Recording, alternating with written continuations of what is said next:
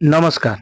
बहुत लोकर प्रोब्लेम है कि आधार सहित बैंक लिंक ना कि अप्लाई कर देते पाखक पैसा आसने तो से सब टेंशन नहीं तो तार समाधान बहुत जल्दी आसुच्छी। आउ आपण घरे बस चेक केमती करेंगे आधार सहित बैंक लिंक अच्छे कि नहीं से सब आप देखिए बैंक को जावा दरकार नहीं कि जन सेवा केन्द्र को जावा दरकार नहीं।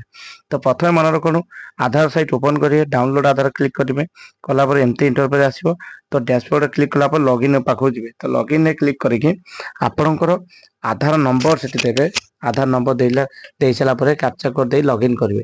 साइट स्लो रोचे जहाँफल आपंकर प्रोब्लेम हम बट आप साइट रू बाहर को जीवे ना साइट की खोल बसवे बार बार आप लॉगिन विथ ओटीपी क्लिक करेंगे आउ मोबाइल आपण आधार नंबर देकी लॉगिन करने चेष्टा करेंगे।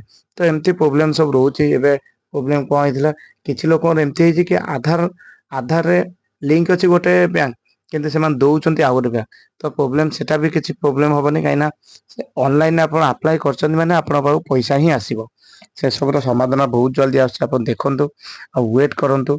ठीक अच्छे तत्तर हूँ ना किसी लोग कहते भाई आमर आसीगला आसला नहीं तार आज जाए मोर आसना समितर पैसा आसो समस्त अप्लाई कर आसो किसी से कार कटार ना यहाँ गोटे फेज आ सेकेंड फेज आहरी अच्छी तार भी पैसा आसो आप वेट करूँ आ 2-3 दिन वेट करूँ आसीज।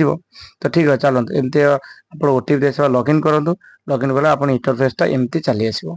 तो देखो मुझे जो राउंड कर जगह आप क्लिक करेंगे बैंक जो स्टार्टर दूसरी से क्लिक कलापर आप इंटरफेस एमती आसो टे सर्वर स्लो से एमती प्रोब्लेम हो वेट करेंगे। देखो जदि ओके अच्छे तो देन एमती आसो कौ बैंक अच्छे से बैंक डिटेल्स लिखाई आक्टिव अच्छी ना से देखे के लास्ट अपडेट करते तार भी डिटेल्स शो कर।